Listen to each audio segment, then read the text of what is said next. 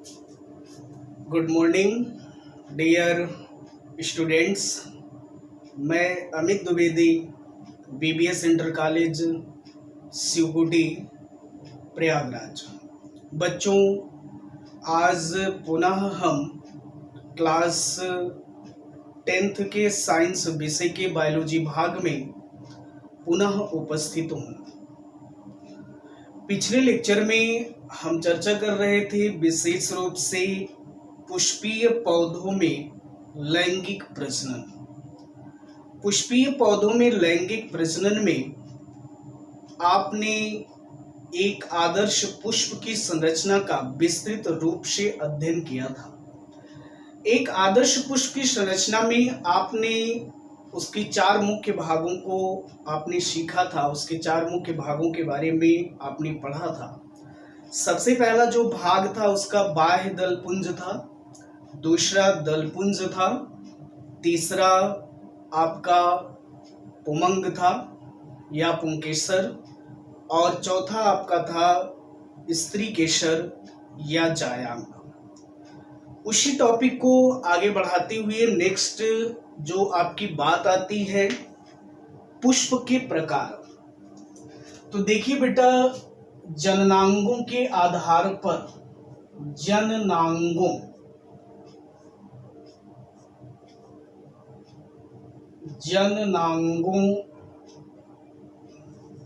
के आधार पर जननांगों के आधार पर पुष्प के प्रकार। तो जननांगों के आधार पर विशेष रूप से आपके जो पुष्प होते हैं वे आपके 2 प्रकार के होते हैं। तो जननांगों के आधार पर जो पुष्प हैं वे आपके 2 प्रकार के होते हैं। सबसे पहला यहां पर है एक लिंगी पुष्प। सबसे पहला यहां पर है आपका एक लिंगी पुष्प। एक लिंगी पुष्प कहने का मतलब कि जब किसी पुष्प में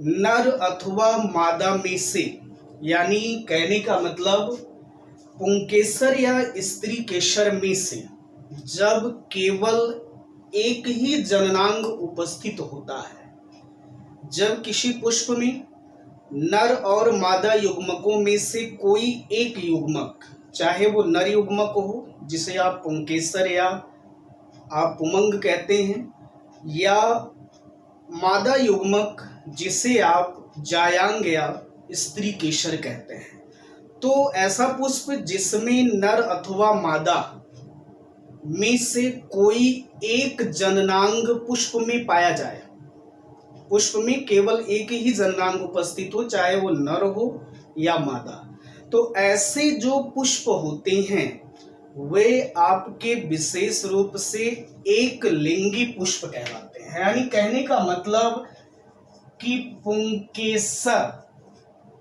पुंकेसर या स्त्री केसर, पुंकेसर या स्त्री केसर, इन दोनों में से, चूंकि पुंकेसर ये पुष्प का नर भाग है, नर जननांग है, और स्त्री केसर ये पुष्प का मादा भाग जननांग है, तो इसमें से अगर किसी पुष्प में केवल पुंकेसर है तो भी वह आपका एक लिंगी पुष्प है। अगर केवल स्त्री केसर है तो भी वह आपका क्या है, एक लिंगी पुष्प है। तो ऐसा पुष्प जिसमें पुंकेसर या स्त्री केसर में से एक जननांग पाया जाता है उसे हम एक लिंगी पुष्प कहते हैं। जैसे फॉर एग्जाम्पल में आप यहां पर देख सकते हैं, जैसे तरबूज है, तरबूज जो होता है बेटा, यह आपका इसमें पाया जाने वाला जो पुष्प होता है वह एक लिंगी होता है। तरबूज के साथ साथ पपीता भी कैसा होता है, इसका पुष्प एक लिंगी होता है। कहने का मतलब इसमें, इसके पौधे में या तो नर पुष्प होगा, नर जननांग होगा इसके पुष्प में, अथवा मादा। तो तरबूज और पपीता ये विशेष रूप से आपके इनमें एक लिंगी पुष्प पाया जाता है। तो पहला तो यहाँ पर जननांगों के आधार पर आपने बताया एक लिंगी पुष्प, और दूसरा होता है द्विलिंगी, द्विलिंगी, या इसको कहा जाता है बेटा उभयलिंगी, उभयलिंगी पुष्प, या इसको कहते हैं उभयलिंगी पुष्प। तो यहां से आप बता सकते हैं कि जब किसी पुष्प में नर और मादा दोनों जननांग पाए जाते हैं, यानी पुंकेसर और स्त्री केसर जब दोनों उपस्थित होते हैं, तो ऐसे जो पुष्प होते हैं उन्हें द्विलिंगी या उभयलिंगी पुष्प कहते हैं, उन्हें द्विलिंगी या उभयलिंगी। कहने का मतलब कि ऐसा पुष्प जिसमें नर और मादा दोनों जननांग पाए जाएं, एक ही पुष्प में हो, उसे हम कहते हैं द्विलिंगी या उभयलिंगी पुष्प कहते हैं। फॉर एग्जाम्पल जैसे यहां पर है, जैसे एक तो आपका गुड़हल होता है, क्या होता है? गुड़हल होता है। दूसरा यहाँ पर सरसों। तो गुड़हल और सरसों ये विशेष रूप से आपके द्विलिंगी या उभयलिंगी पुष्प होते हैं। तो जननांगों के आधार पर पुष्प कितने प्रकार के होते हैं? 2 प्रकार के। एक लिंगी पुष्प जिसमें केवल नर अथवा मादा एक जननांग पाया जाए, द्विलिंगी या उभयलिंगी जिसमें नर और मादा दोनों जननांग एक ही पुष्प में पाए जाएं, उसे हम द्विलिंगी कहते हैं। तो गुड़हल और सरसों इन दोनों में जो पुष्प होता है, ठीक है, वह आपका द्विलिंगी होता है। तरबूज और पपीता में जो पुष्प होता है वह आपका एक लिंगी होता है। ठीक है बेटा। उसी टॉपिक को आगे बढ़ाते हुए नेक्स्ट जो बात आती है वह है difference between asexual and sexual reproduction. ये क्वेश्चन आपकी बोर्ड एग्जाम की दृष्टि से मोस्ट इंपॉर्टेंट है। कई बार बोर्ड एग्जाम में क्वेश्चन बना है, चाहे वो आपका 2 नंबर में बने या 4 नंबर में। ठीक है, क्वेश्चन बना है कि लैंगिक और अलैंगिक प्रजनन में अंतर बताइए। तो ध्यान दीजिए बेटा, यहां पर आपको बताया गया है अलैंगिक प्रजनन और यहां पर लिखा है लैंगिक प्रजनन। आपको पता है कि जिस प्रजनन की प्रक्रिया में नर और मादा युग्मकों की आवश्यकता नहीं होती उसे हम अलैंगिक प्रजनन कहते हैं। लैंगिक प्रजनन की वह प्रक्रिया जिसमें नर और मादा युग्मकों की आवश्यकता होती, गैमेट्स की आवश्यकता होती, यानी युग्मक का मतलब, युग्मक को बेटा गैमेट्स कहते हैं। युग्मक आपके 2 होते हैं, एक तो नर युग्मक होता है, नर युग्मक, और दूसरा होता है मादा युग्मक। दूसरा क्या होता है? मादा युग्मक। इसको यन, ये दोनों जब मिलेंगे तो ये 2n होंगे। तो ये नर युग्मक, ठीक है, मेल गैमेट्स, और ये फीमेल गैमेट्स कहलाते हैं। ये जो 2n बना इसको जाइगोट कहते हैं। जाइगोट, या इसको कहा जाता है युग्मनज। क्या कहते हैं? युग्मनज। तो ध्यान दीजिए बेटा, युग्मक की जहां पर बात आए वहां पर सिंगल की बात होती है, हेप्लॉइड। ठीक है, हेप्लॉइड। युग्मक कैसे हैं? हेप्लॉइड है। और जब ये दोनों मिलते हैं तो ये जाइगोट है। और जाइगोट कैसा होता है? आपका डिप्लॉइड होता है। कैसा होता है? डिप्लॉइड।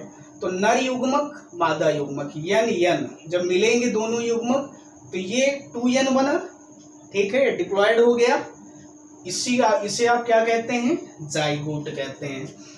ठीक है, तो कहने का मतलब क्या है कि अलैंगिक प्रजनन में नर और मादा युग्मकों की आवश्यकता नहीं होती और लैंगिक प्रजनन में नर और मादा युग्मकों की आवश्यकता होती है।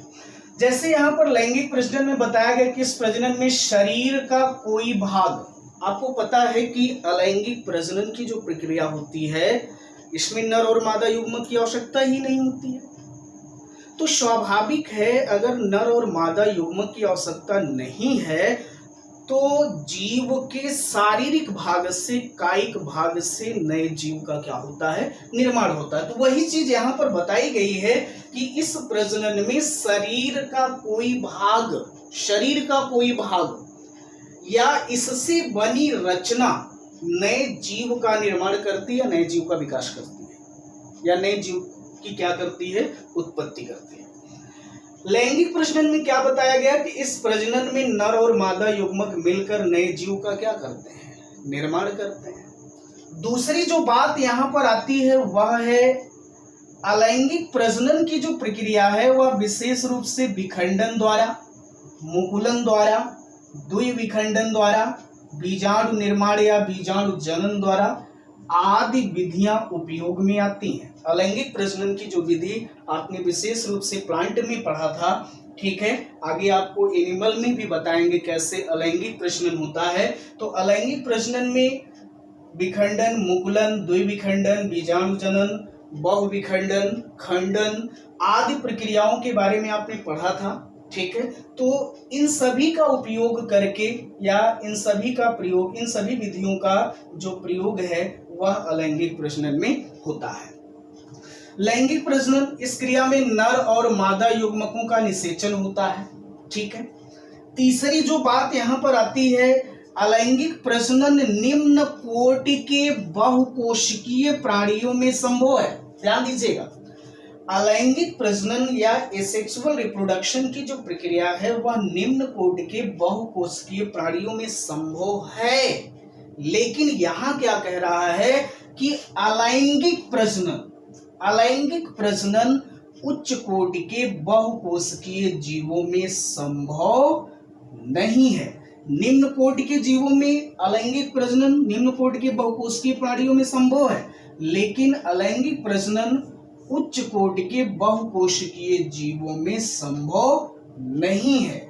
लेकिन आगे क्या कह रहा है, लेकिन लैंगिक प्रजनन संभव है, यानी सेक्सुअल रिप्रोडक्शन उच्च कोटि के बहुकोशिकीय प्राणियों में संभव है, ठीक है। लेकिन जो अलैंगिक प्रजनन है यह उच्च कोटि के बहुकोशिकीय जीवों में संभव नहीं है। जैसे हम लोग हैं, ठीक है, उच्च कोटि के बहुकोशिकीय प्राणी हैं, तो हम लोगों में विशेष रूप से अलैंगिक प्रजनन द्वारा, ठीक है, या अलैंगिक प्रजनन की जो प्रक्रिया है वो संभव नहीं है, लेकिन लैंगिक प्रजनन क्या है, संभव है।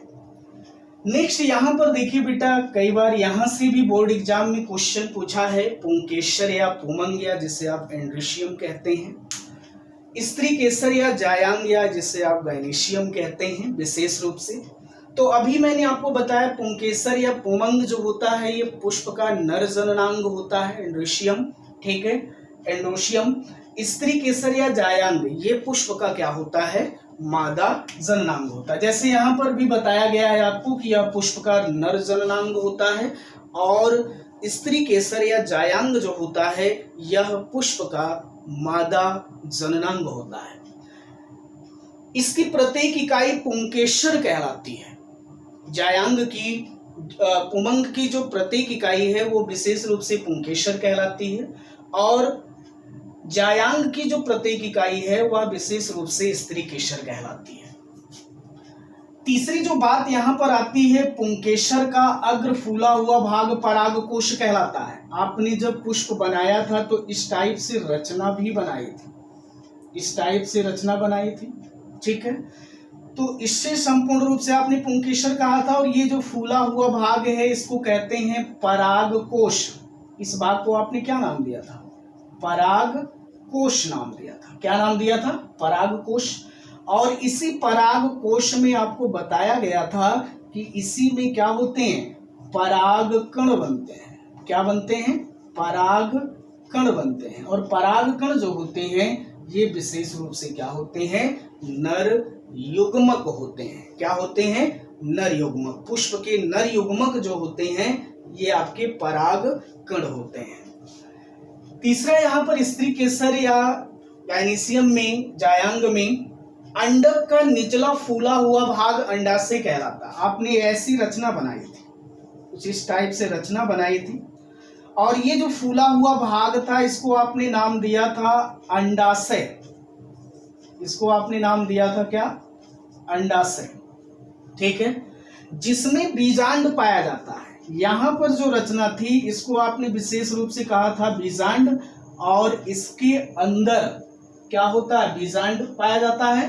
ठीक है, और बीजांड में मादा युग्मक या अंड बनते हैं। इस भाग में मादा युग्मक या क्या बनते हैं? अंड बनते हैं।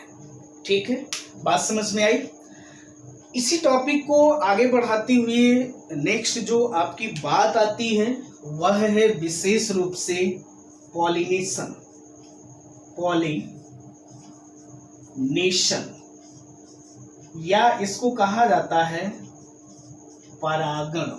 इसको कहते हैं परागण। परागण की चर्चा हम पहले भी कर चुके हैं, बता चुके हैं आपको। तो यहाँ पर आपको विस्तृत रूप से में परागण के बारे में अध्ययन करना है, इसके कितने प्रकार हैं। ठीक है, क्योंकि यहाँ से कई बार बोर्ड एग्जाम में आपके 2 नंबर के क्वेश्चन बहुत ज्यादा बनते हैं। क्वेश्चन कैसे बनता है? जैसे क्वेश्चन दे देता है कि स्वपरागण से आप क्या समझते हैं, या परागण से आप क्या समझते हैं, या पर परागण से आप क्या समझते हैं, स्वपरागण से क्या क्या हानियां होती हैं, या स्वपरागण से क्या क्या लाभ होता है, पर परागण से क्या क्या हानियां होती हैं, पर परागण से क्या क्या लाभ होता है। तो ध्यान दीजिए, पॉलिनेशन या परागण के बारे में आपको बताया गया था कि जब किसी पुष्प के परागकण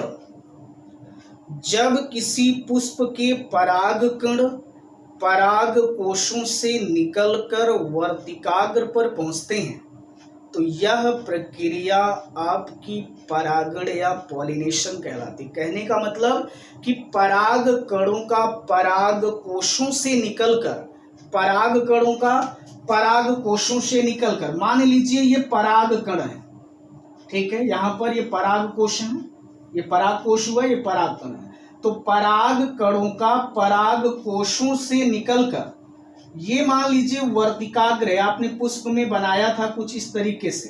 तो जब ये यहां से इस पर टच करते हैं, कहने का मतलब कि पराग कणों का पराग कोशों से निकलकर वर्तिकाग्र पर स्टिग्मा पर पहुंचने की जो प्रक्रिया होती है वो विशेष रूप से परागण या पॉलिनेशन कहलाती है।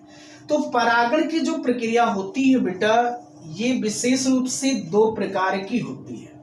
एक तो आपका होता है स्वपरागण,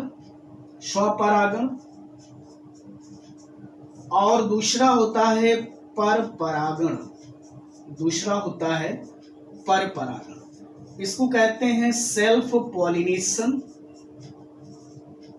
इसको कहा जाता है सेल्फ पॉलिनेशन, और इसको कहते हैं क्रॉस पॉलिनेशन, इसको कहा जाता है क्रॉस पॉलिनेशन। ध्यान दीजिए, स्वपरागण और परपरागण, सेल्फ पॉलिनेशन और क्रॉस पॉलिनेशन। क्योंकि पॉलिनेशन कितने प्रकार हैं? परागण के 2 प्रकार, यानी परागण की जो प्रक्रिया 2 प्रकार से होती है, सेल्फ पॉलिनेशन स्वपरागण होता है और दूसरा परपरागण। ध्यान दीजिए, स्वपरागण क्या है? जब किसी पुष्प के परागकण सपोज दैट मान लीजिए पुष्प है, ठीक है, और उसके ये परागकोश है। जब किसी एक पुष्प के परागकण पराग कोशों से निकलकर उसी पुष्प के, ध्यान दीजिए, उसी पुष्प के या उसी पौधे के किसी अन्य पुष्प के वर्तिकाग्र पर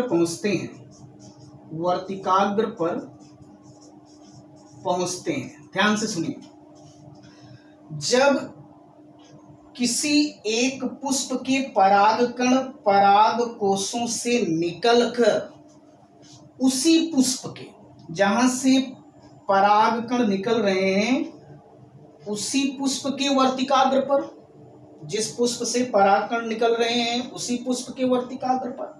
कहने का मतलब उसी पुष्प के या उसी पौधे के किसी अन्य पुष्प के, मान लीजिए पौधा है उसमें कई पुष्प लगे हैं, ठीक है, तो सेल्फ पॉलिनेशन जो होगा उसमें पुष्प वही हो सकता है या उसी पौधे का कोई अन्य पुष्प हो सकता है। पौधा एक ही होगा, ठीक है, पुष्प एक भी हो सकते हैं, वही पुष्प हो सकता है या उसी पौधे के किसी अन्य पुष्प पर। तो कहने का मतलब जब किसी पुष्प के परागकण पराग कोशों से निकलकर उसी पुष्प के या उसी पौधे के किसी अन्य पुष्प के वर्तिकाग्र पर पहुंचते हैं तो ये प्रक्रिया आपकी कहलाती है सेल्फ पॉलिनेशन, या इसे कहते हैं स्वपरागण कहते हैं। सेल्फ पॉलिनेशन या इसे कहा जाता है स्वपरागण। ध्यान दीजिए, सेल्फ पॉलिनेशन के लिए किसी माध्यम या साधन की आवश्यकता नहीं होती है।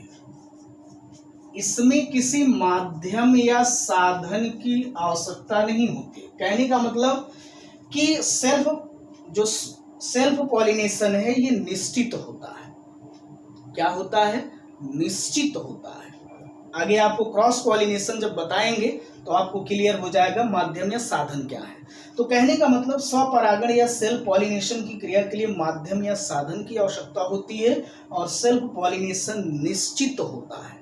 क्या होता है? निश्चित होता है। इसी में देखिए क्रॉस पॉलिनेशन, ध्यान दीजिए, क्रॉस पॉलिनेशन इसको कहते हैं पर परागण। अब यहां पर थोड़ा सा अलग होगा। क्या होगा? जब किसी एक पुष्प के परागकण पराग कोशों से निकलकर, जब किसी पुष्प के परागकण पराग कोशों से निकलकर किसी दूसरे पुष्प के या उसी प्रजाति के, यानी पुष्प पौधा जो होगा अलग होगा इसमें, लेकिन पौधे की जो प्रजाति होगी वो समान होगी। फिर से देखिए, जब किसी पुष्प के परागकण पराग कोशों से निकलकर उसी प्रजाति के किसी अन्य पौधे के पुष्प के वर्तिकाग्र पर पहुंचते हैं, पौधा भिन्न होगा, अलग अलग होगा, ठीक है, लेकिन सेल्फ पॉलिनेशन में क्या था? पौधा एक ही था। क्रॉस पॉलिनेशन में पौधा एक नहीं होगा, पौधे की जाति समान होगी, पौधा अलग अलग होगा, ठीक है।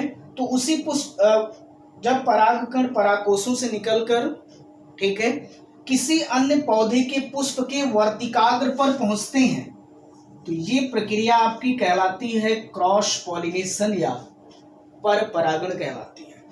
तो एक पौधे के पुष्प से परागकण को दूसरे पौधे के पुष्प के वर्तिकाग्र तक पहुंचाने के लिए माध्यम या साधन की आवश्यकता होती है। चूंकि जो पर परागण होता है इसमें माध्यम या साधन की आवश्यकता होती है, ठीक है।